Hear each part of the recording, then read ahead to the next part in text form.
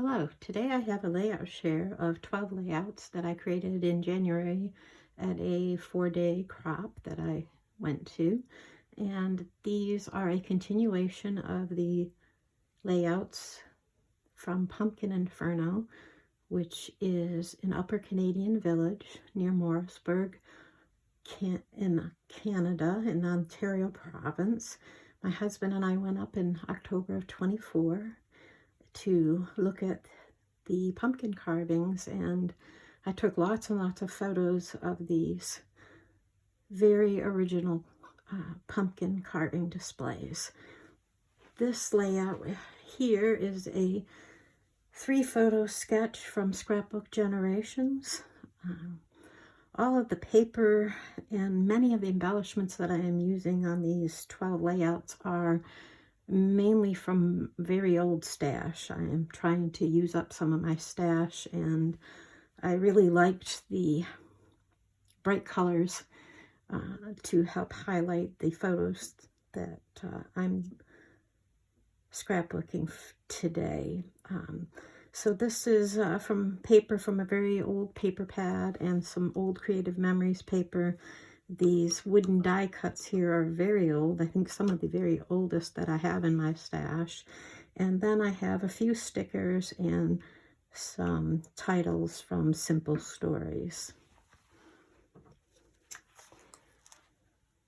This shows you one of the very old homes or houses that are part of the Upper Canadian Village. And this particular night, this house was a restaurant that you could go and have dinner in. If I had known that, my husband and I probably would have eaten dinner there because we really enjoy to go to various places. I really liked this pumpkin display here, this carving of the waiter. I thought that was very creative. The paper that I used here is very old Creative Memories. These 3D embellishments are very old from my stash, and the sequins on all the pages are from Spiegelmom Scraps. I know that the bat stickers up at the top here are from Simple Stories sticker sheet. The next set of layouts begins the display that was titled The Ladies of the 80s. And they were, you can see this entire photo here is a huge display of pumpkin carvings of various lady musicians of the 80s, and they were playing different records and songs, and my husband and I sat there for about a half an hour and sang along with the music, and we really enjoyed it because the 80s was our high school era. Paper here is mostly from a very old paper pad. The die cuts are from Simple Stories. This electric guitar was part of an embellishment swap with Ginger's Corners. I don't know who made that because it wasn't signed, but I thought it was very bright and looked perfect for this 80s display. The chandelier in the upper corner is from Too Crafty, a Australian company. I found a lot of chipboard at a garage sale from that particular company, so I've really been enjoying using it on my layouts. The title, Monster Mash, is from a very old Bella Boulevard sticker sheet. This particular layout is my own design. I usually do like to put photos in a line, and I usually like to use 4x6 photos. So here in this side of the layout, you can see more of the individual pumpkin carvings. And as I said, different parts of the display flashed on and off as you sat there and watched it. These die-cut embellishments are from Simple Stories, and this is a very old chipboard from my stash. I have 2 more pages that show you the ladies of the 80s, and this is a set of pages that's titled Girls Just Wanna Have Fun. And here you can see a Bella Pop boombox. I really enjoyed putting that on this layout. This is a 8 or 9 photo Scrapbook Generation sketch. Paper is from the old Halloween paper pad that I was trying to use up. And here is the other page that finishes up the title, Girls Just Want to Have Fun. Letters are from an old Bella Boulevard sticker sheet. Yeah, paper is definitely nice and bright and happy, cheerful Halloween paper from that old paper pad. This is another electric guitar from a swap on Ginger's Corners. It wasn't signed, so I don't know who made it, but it really worked perfect for this layout. I really like the old boombox, the Rubik's Cube, and gnarly. How many of us remember saying gnarly, especially those of us who are 80s babies or that were in high school during the 80s.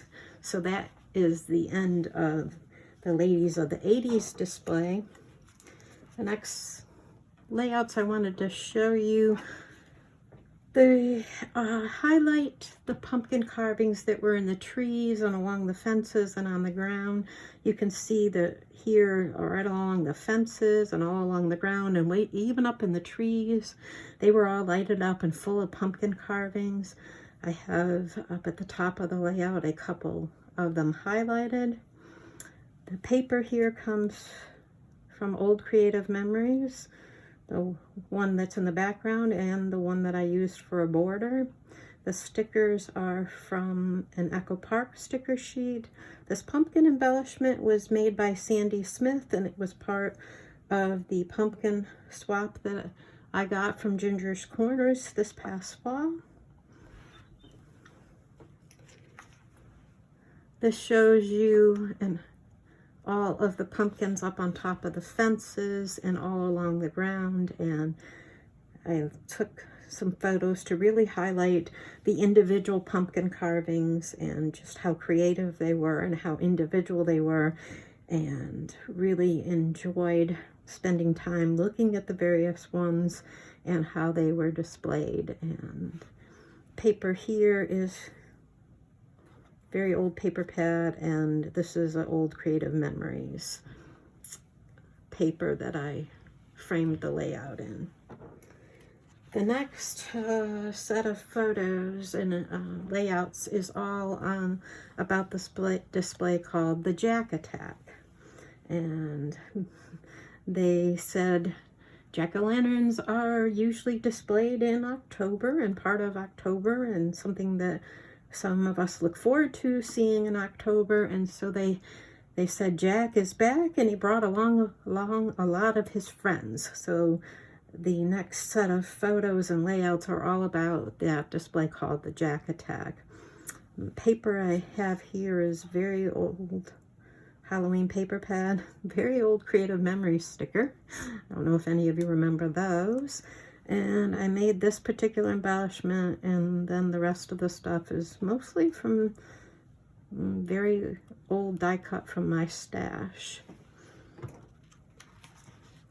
There's another part of the Jack Attack, and now you can see the entire house is just surrounded by jack-o'-lanterns, and they're piled up in stacks. And here there's some huge ones that were extremely large that were rotating. So I think they had like a total of 3. I think you can see 1, 2, and part of one there that they were rotating, and they would move around, and they various displays. And so we sat there and watched this for a while and listened to the music. And I took some close-ups of the individual displays. So here is some more of the pumpkin carvings from the Jack Attack.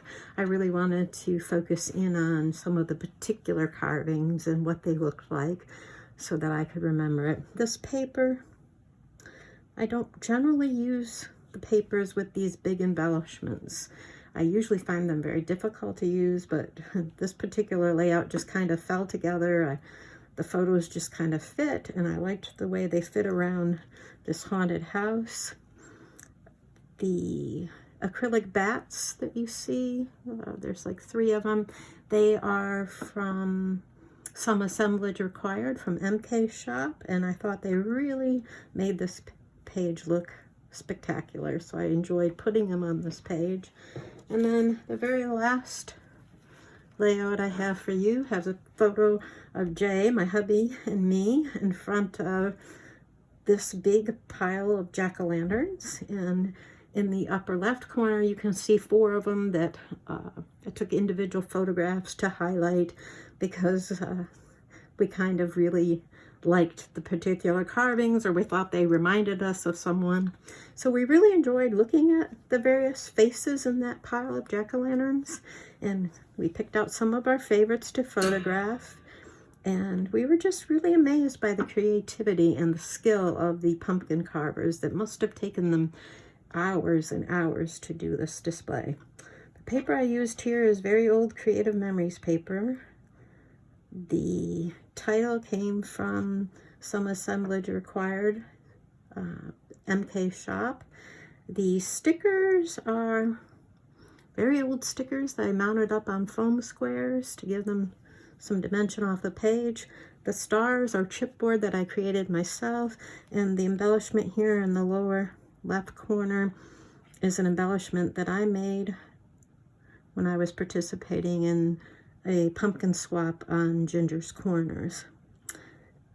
So I hope you enjoyed this next set of layouts that I finished for Pumpkin Inferno, and I hope that you tune in to see more in the future. So bye, have a good night.